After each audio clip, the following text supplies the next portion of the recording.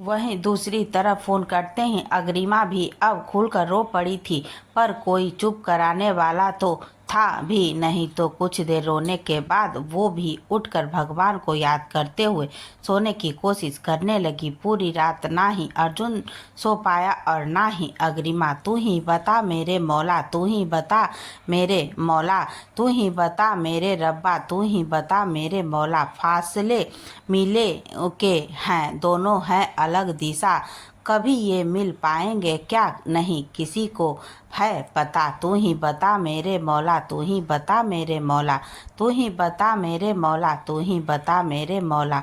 एक बात उसमें भी है तो एक बात उसमें भी है धूप सा वो अगर वो चांदनी रात सी है। मिल पाए कभी दोनों क्या तेरी इसमें है रजा, क्या तेरी इसमें है रजा। तू ही बता मेरे मौला, तू ही बता मेरे रब्बा, तू ही बता मेरे मौला, तू ही बता मेरे मौला। अगली सुबह अग्रिमा जब मंदिर से लौटी तो उसने देखा कि फ़ोन पर अदिति की मिस कॉल है। उसने तुरंत वापस कॉल किया तो अदिति ने हालचाल पूछने के बाद अग्रिमा को बताया कि उसे कुछ ज़रूरी बात करनी है। अग्रिमा ने शांति से कहा, हाँ बोल ना अदिति, तेरे जाने के बाद से मैं 2 बार डॉक्टर अथर्व से मिली हूँ। अग्रिमा का मूड तो कुछ खास ठीक नहीं था, पर फिर भी उसने अदिति को चिढ़ाते हुए कहा, ओहो क्या बात है, सेटिंग की जा रही है क्या? अदिति उदास होकर बोली, नहीं यार, कुछ और ही लोचा है। अग्रिमा को अदिति की बात समझ नहीं आई तो उसने कहा, मतलब तुझे तो डॉक्टर अथर्व पसंद है ना? अदिति फिर से उदास होकर बोली, सिर्फ मेरे पसंद करने से क्या होता है? अग्रिमा ने नासमझी से पूछा, हुआ क्या है रीति? कृति कुछ कहा क्या उसने तुझसे? अदिति लगभग रोने को थी। उसने गले को खंगारते हुए कहा, मेरी फूटी किस्मत, वो मुझसे ही एक लड़की के बारे में इंक्वायरी कर रहा है। अग्रिमा को भी ये सुनकर झटका सा लगा। वो जानती थी कि अदिति अथर्व को काफ़ी समय से पसंद करती है, पर दोनों के बीच के स्टेटस के अंतर के चलते उसने अथर्व से कभी कुछ नहीं कहा था। उसने अदिति से पूछा, क्या और कौन लड़की? अदिति मुंह बनाते हुए बोली, हमें तो अपनों ने लूटा, गैरों में कहाँ दम था। अग्रिमा अब चिढ़ गई थी और बोली, रीति अगर ये पहेलियाँ ही बुझानी है तो बाद में फ़ोन करना, I am getting late for office. Aditi थोड़े गुस्से से बोली, हाँ हाँ जाओ, ऑफिस जाओ, मेरा क्या है, मेरी फिक्र थोड़ी है तुझे। अग्रिमा ने एक लंबी सांस लेकर खुद को शांत किया और कहा, ठीक है बताओ कौन लड़की है वो, और क्या तुम श्योर हो कि डॉक्टर अथर्व उसे पसंद करते हैं? अदिति, पता नहीं, पर जैसे वो पूछ रहे थे उससे तो यही लग रहा था, और उससे बड़ी समस्या ये है कि वो तेरे बारे में पूछ रहे थे। अग्रिमा के मुंह से अब इतना ही निकला, क्या इसके आगे वो सोच ही नहीं पाई। क्या सच में अथर्व उसे पसंद या रीति को कोई गलतफहमी? नहीं नहीं प्लीज़ भगवान जी, ये नहीं, बहुत गलत हो जाएगा ये तो। अदिति ने जब महसूस किया कि अग्रिमा एकदम से चुप हो गई तो उसने उसे आवाज़ लगाई, अग्रिमा तो बोल यार। अग्रिमा ने खुद के दिमाग के साथ अदिति को भी डपटते हुए कहा, रीति तू पागल है क्या? उन्होंने इसलिए पूछा होगा क्योंकि मैंने उनकी हॉस्पिटल में हेल्प की थी, और उस दिन पुलिस स्टेशन में भी। अदिति, नहीं यार, अब इतना तो समझ आ ही गया था कि उनका मकसद कुछ और था तेरे बारे में पूछने का। अग्रिमा कुछ सोचकर, रीति तू जानती है ना मेरे बारे में, तो तुझे उन्हें कुछ हिंट्स दे देना चाहिए था ना। अदिति, बिना तेरी इजाज़त के मैं कैसे, और मतलब मैं क्या ही कहती कि डॉक्टर साहब जिसके बारे में आप पूछ रहे हैं वो शादीशुदा है, पर उसका पति वो उससे एक बार मिला भी नहीं है। दरअसल अग्रिमा ने अदिति को बता रखा था कि वो शादीशुदा है। घर के बड़ों ने बचपन में ही उसकी शादी तय कर दी थी, और थोड़ा बड़े होने पर लड़के वालों ने शादी को मानने से इनकार कर दिया था, और अग्रिमा कभी उस लड़के से मिली नहीं। थोड़ा सच थोड़ा झूठ, पर उसे अद्रिति को ये सब बताना पड़ा क्योंकि कुछ वक्त पहले उसका एक दोस्त अग्रिमा को बहुत पसंद करने लगा था और उससे पीछा छुड़ाने के लिए अग्रिमा ने बात को तोड़ मरोड़ कर बता दिया था, पर उसने अर्जुन का नाम कहीं नहीं लिया था। अग्रिमा ने अब कुछ सोचकर रीति को कहा कि अगर अथर्व उससे दोबारा कुछ पूछे तो वो उसे सिर्फ इतना बता दे अग्रिमा शादीशुदा है और पूरी बात न बताए, ताकि अगर अथर्व कुछ और गलत न सोच सके। कुछ देर बात करने के बाद वो तैयार होकर जल्दी ही ऑफिस के लिए निकल गई क्योंकि आज कबीर और प्रेरणा दोनों ही ऑफिस नहीं आ रहे थे। उन दोनों के परिवार उनकी शादी के बारे में बात करने के लिए मिलने वाले थे और कबीर और प्रेरणा का वहां रहना जरूरी था। अर्जुन भी सुबह तैयार होकर सबसे पहले अपनी बुआ के कमरे में पहुंचा और उनसे उनकी तबीयत का जायजा लिया। वो अपनी बुआ से बात कर ही रहा था कि कार्तिक जी वॉशरूम से बाहर आए। अर्जुन ने उन्हें देखकर उनसे कहा, फूफा जी मुझे आपसे बात करनी है। कार्तिक जी अनुपमा जी के पास बैठते हुए बोले, हाँ बताओ। अर्जुन वहां रखे सोफे पर बैठते हुए बोला, आपने बुआ की काउंसलिंग बंद क्यों करवा दी? कार्तिक जी आराम से बोले, तुम्हारी बुआ उस काउंसलर के साथ सहज नहीं थी, मैं कोई और अच्छी काउंसलर ढूंढ रहा हूँ। अर्जुन ने सहजता से ही उनसे कहा, अब रहने दीजिए, मैंने बात कर ली है। बुआ आप आज से ही वहां जाएंगी। ड्राइवर रमेश आपको हर रोज वहां लेकर जाएगा और वापस लेकर आएगा। वैसे तो आपको उस काउंसलर के साथ कोई दिक्कत आएगी नहीं, पर कुछ हो तो आप सबसे पहले मुझे बताइएगा। अनुपमा जी ने अर्जुन की बात सुनकर एक बार कार्तिक जी की तरफ देखा। कार्तिक जी थोड़ा मुस्कुरा दिए तो अनुपमा जी ने हामी भर दी। अर्जुन ने फिर अनुपमा जी को नाश्ता करने के लिए नीचे भेज दिया और खुद कार्तिक जी से बात करने के लिए रुक गया। अर्जुन ने कार्तिक जी के देखते हुए कहा, फूफा जी आपका काम ठीक चल रहा है ना? कार्तिक जी एक पल को चुप हो गए पर फिर बोले, हाँ सब ठीक है। अर्जुन उनके चेहरे पर आते जाते भावों को गौर से देख रहा था। उसने फिर कहा, तो फिर आपने होम लोन की EMI क्यों नहीं भरी? क्या कुछ और प्रॉब्लम है? कार्तिक जी हाँ, वो थोड़ा काम आजकल मंदा है, पर मैं देख लूँगा। अर्जुन सामान्य तरीके से बोला, कोई बात नहीं, आप मुझे बताइए, मैं कुछ कर सकता हूँ। कार्तिक जी अरे नहीं बेटा, तुम क्यों परेशान होते हो, मैं संभाल लूँगा। अर्जुन इसमें क्या परेशानी, आप इतना फाइनेंशियल डाटा मुझे मेल कीजिए, मैं देखता हूँ किस सेगमेंट में ज़्यादा खर्च हो रहा है या कहाँ से और ज़्यादा प्रॉफिट अर्न किया जा सकता है। कार्तिक जी अर्जुन की बात सुनकर कुछ सोचते हुए बोले, अर्जुन आज शाम को मैं एक प्रोजेक्ट के सिलसिले में बाहर जा रहा हूँ, तकरीबन एक हफ्ते के लिए, उसके बाद बात करें। अर्जुन बिना किसी भाव के, श्योर, आपके आने के बाद बात करते हैं। अर्जुन कमरे में चला गया और कार्तिक जी कुछ सोच में पड़ गए। उन्हें लगा था कि हर बार की तरह अर्जुन इस बार भी पैसों से उनकी मदद करेगा, पर वो तो नाश्ते की टेबल पे। कार्तिक जी ने अनुपमा जी को आंखों से घूरते हुए कुछ कहने को कहा तो अनुपमा जी ने अजय जी को देखते हुए कहे, भैया हमारा घर। कोई कुछ कहता उससे पहले ही अर्जुन बोल उठा, बुआ आप सिर्फ अपनी सेहत पर ध्यान दीजिए, बाकी सब मुझ पर छोड़ दीजिए। आपका घर हमेशा आपका ही रहेगा, बैंक वालों को मैं खुद देख लूँगा। अनुपमा जी ने एक नज़र कार्तिक जी को देखते हुए अर्जुन से कहा, पर बेटा वो तो सिर्फ पैसे। अर्जुन उसकी बात काटते हुए बोला, बुआ आपको मुझ पर भरोसा नहीं है क्या? अनुपमा जी पूरा भरोसा है बेटा। अर्जुन ने फिर कहा, तो बस बात खत्म, ये सब मैं अपने तरीके से देख लूँगा। ये बोलकर वो ऑफिस के लिए निकल गया। अर्जुन के कहने पर नक्सारी जानकारी निकालने के लिए काम पर लग गया, पर जाने क्यों उसे बार बार अदिति का ख्याल आ रहा था। वो एक बार उससे मिलकर माफ़ी मांगना चाहता था, पर उसके डरे हुए चेहरे के याद करके उसकी हिम्मत नहीं हो रही थी। अथर भी हॉस्पिटल चला गया था। नक्श उसके साथ ही था। वो स्पाइक ड्रिंक पीने के बाद से उसे कभी कभी चक्कर आने लगते थे, तो अथर ने उसे ब्लड टेस्ट करवाने को सलाह दी। जैसे ही वो लोग अस्पताल के पार्किंग में पहुंचे, उन दोनों ने देखा कि अदिति के साथ अदिति भी थी जो थोड़ी थकी और कमज़ोर लग रही थी। अथर्व ने तभी अदिति को आवाज़ लगाई।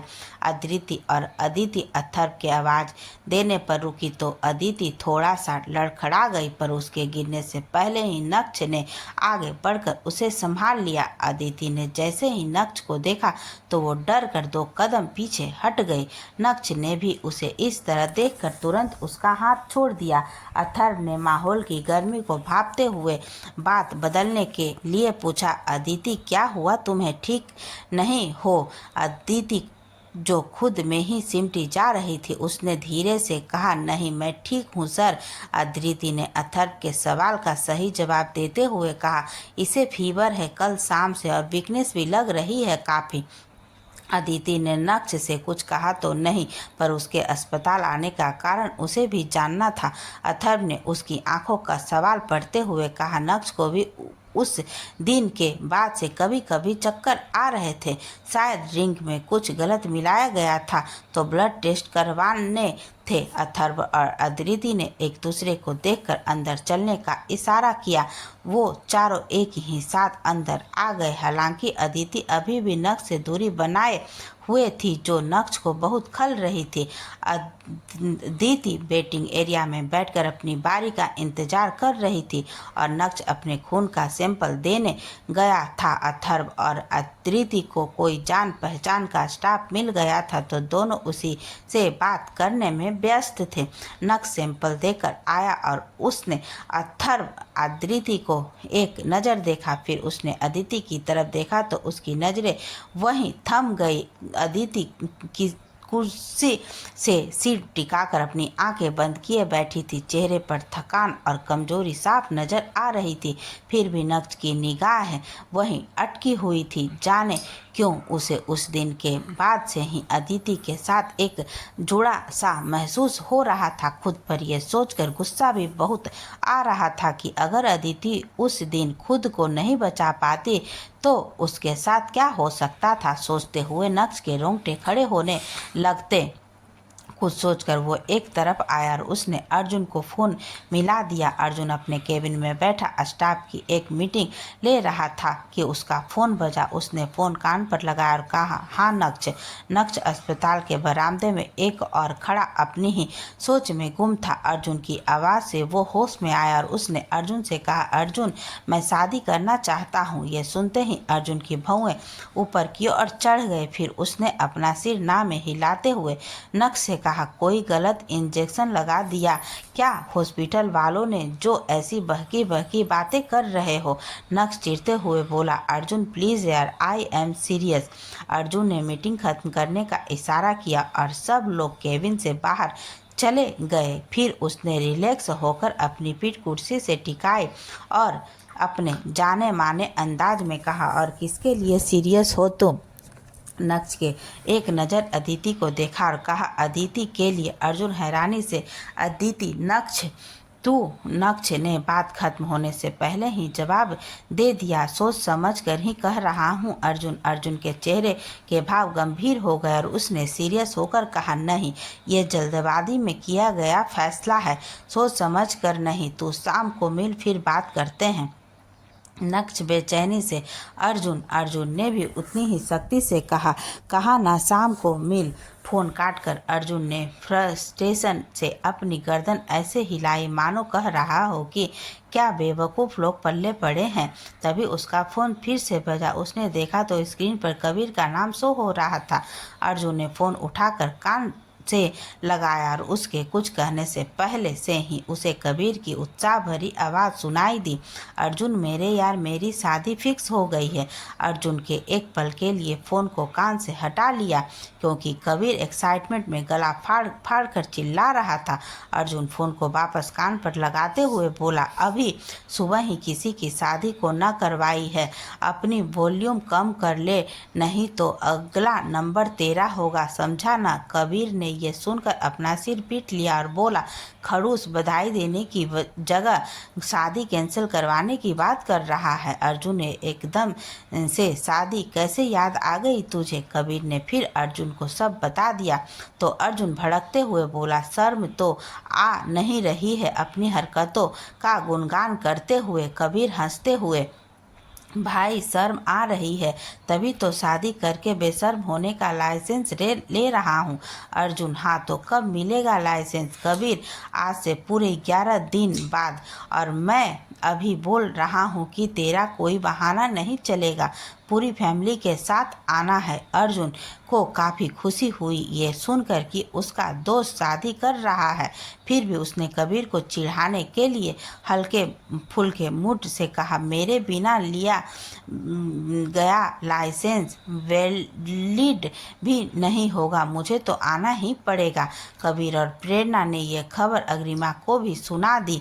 उसने भी खुश होकर दोनों को बधाई दी, पर साथ ही उसे थोड़ा घबराहट भी हो रही थी। कबीर की शादी में उसका अर्जुन से मिलना सुनिश्चित है, क्योंकि अर्जुन के साथ हो रही बिजनेस डील भी मुख्य रूप से वो ही देख रही थी।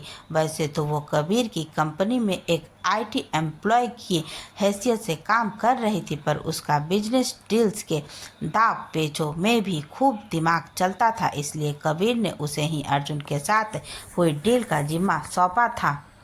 हॉस्पिटल में भी अदिति ने अदिति को डॉक्टर को दिखा दिया था और अब उसे अदिति को घर छोड़ने जाना था, पर कुछ इमरजेंसी आ गई थी तो उसने अदिति को अपने साथ केबिन में आराम करने को कहा। अथर्व को जब ये पता चला तो उसने अदिति को घर छोड़ने के लिए पूछा, पर नक्श की मौजूदगी की वजह से अदिति सहज नहीं थी। नक्श भी ये समझ चुका था। उसके दिल में अदिति के उससे खुद से दूर भागने पर एक कसक सी उठ रही थी। जब उससे रहा नहीं गया तो वो अदिति के पास आकर बोला, अदिति, मैं जानता हूँ जो मैंने उस दिन किया उसके बाद तुम्हारा मुझसे डरना स्वाभाविक है, पर प्लीज़ मेरा यकीन करो, मैं उसके लिए खुद को कभी माफ़ नहीं कर पाऊंगा। अदिति ने कुछ नहीं कहा तो नक्श फिर से बोला, प्लीज़ एक बार सिर्फ मेरी आंखों में देखो, शायद तुम्हें मेरा गिल्ट नज़र आ जाए। नक्श के लहजे की तड़प ने अदिति को मजबूर कर दिया और उसने एक बार नक्श की तरफ देखा तो उसकी आंखों में आंसुओं से पहले ही लालिमा मौजूद थी। अदिति एक नर्म दिल की लड़की थी तो उसे नक्श को ऐसे देखकर खुद भी बुरा लग रहा था। उसने धीमे से लहजे में कहा, मैंने आपको माफ़ कर दिया है सर। पर अदिति उसकी अपनी बात पूरी नहीं कर पाई तो अथर्व बीच में ही बोल पड़ा, पर विश्वास नहीं कर पा रही हो कि ये अब दोबारा ऐसा नहीं करेगा? अदिति ने बस अपना सिर झुका लिया तो नक्श ने अथर्व से कहा, अथर्व तू अदिति को उसके रूम पर छोड़ दे, उसे आराम की ज़रूरत है और वहाँ वो आराम नहीं कर पाएगी। मैं कैब से ऑफिस जा रहा हूँ। नक्श वहाँ से मुड़कर जाने लगा तो अदिति ने कहा, नक्श सर, गाड़ी आपकी, भाई आपका, आपकी, मेरी वजह से यहाँ से जाने की ज़रूरत नहीं है। नक्श, ज़रूरत नहीं है पर फिर भी ज़रूरी है। इतना कहकर नक्श अथर्व को बाय बोलकर वहाँ से चला गया। अदिति और अदिति को नक्श के लिए दिल ही दिल में बुरा लग रहा था, पर दोनों ने ही कुछ कहा नहीं। अथर्व ने भी हल्की सी मुस्कान के साथ अदिति को चलने को कहा तो अदिति उसके साथ चल दी। अदिति भी अपने काम के लिए वहां से चली गई। अथर्व और अदिति गाड़ी में थे।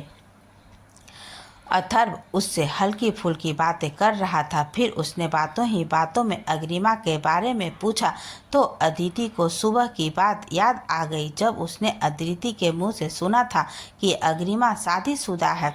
उसने जब अदिति के इस बारे में पूछा तो अदिति ने उसे थोड़ा बहुत बता कर टाल दिया था। अथर्व के पूछने पर अदिति ने उससे कहा कि अग्रिमा अदिति की दोस्त है, इसलिए वो ज़्यादा तो नहीं जानती, पर उसे आज ही पता चला कि अग्रिमा मैरिड है।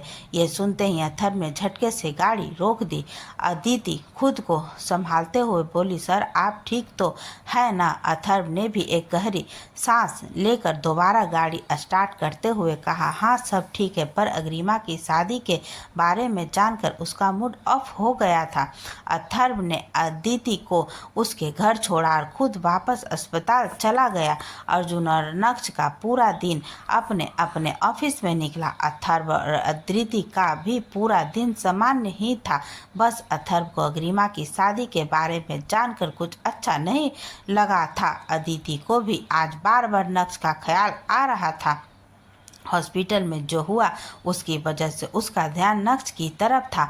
नक्श भी दिखने में कोई कम नहीं था। वो अलग बात है कि हीरो तो हीरो ही होता है, पर हीरो के भाई भी उससे कम थोड़े ही हैं। पर अदिति को नक्श के लुक्स नहीं, बल्कि उसे तो आज नक्श की आंखों में झलकता गिल्ट सोने नहीं दे रहा था। वहीं अग्रिमा अपनी माँ के ऑपरेशन का फैसला ले तो चुकी थी, पर फिर भी वो कुछ उलझन में थी।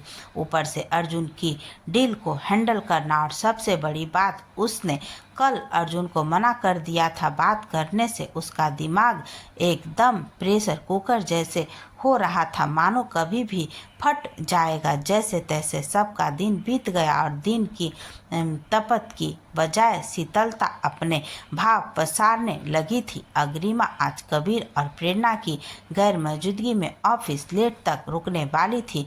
कल अर्जुन से जिस तरह से उसने बात की थी, उन विचारों को अपने मन में उठने से बचने के लिए उसने खुद को काम में झोंक दिया था। वहीं अर्जुन का मूड भी अग्रिमा के कल के व्यवहार की वजह से उखड़ा हुआ था। कुंज के ना होने की वजह से वो मूड और भी उखड़ गया था। इसलिए वो नक्श से मिलने के लिए थोड़ा जल्दी निकल गया था और उसने अथर्व को भी वहीं बुला लिया था।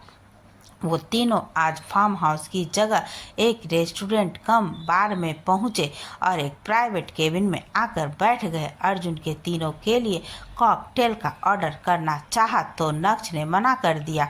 अथर्व मुझे हैरानी से देखते हुए बोला, क्या हुआ? नक्श आराम से बैठते हुए, नहीं कुछ नहीं, बस कुछ और ऑर्डर करता हूँ। और फिर उसने कुछ हल्का फुल्का सा खाने और पीने के लिए ऑर्डर कर दिया, पर सब कुछ नॉन एल्कोहल। अर्जुन नक्श की बात सुनकर बोला, नक्श ये सब? नक्श ने मुस्कुराकर जवाब दिया, अर्जुन उस दिन उस एक पैग की वजह से ऐसा लग रहा है मानो एक पैग ने मेरी जिंदगी बदल दी हो। अब पीने का तो छोड़, देखने का भी मन नहीं कर रहा। अर्जुन देख, पीने का मन नहीं है तो कोई बात नहीं, पर मर्द वो होता है जो नशे में होने के बावजूद भी अपनी लिमिट्स में रहे। हाँ, अगर तुझे शराब छोड़नी है तो कोई बात नहीं। फिर अर्जुन ने वेटर को बोलकर अपना और अथर्व का ऑर्डर भी बदल दिया। नक्श उसे रोकते हुए, अरे मैं नहीं पी रहा क्योंकि मेरा मन नहीं है, पर तुम दोनों क्यों? अथर्व ने वेटर को जाने का इशारा किया और बोला, इट्स ओके यार, तू तो जानता है ना हम दोनों तो ज़्यादा शौकीन है भी नहीं। अर्जुन ने भी अथर्व की हाँ में हाँ मिलाकर कहा, किसी दिन तीनों साथ में पिएंगे।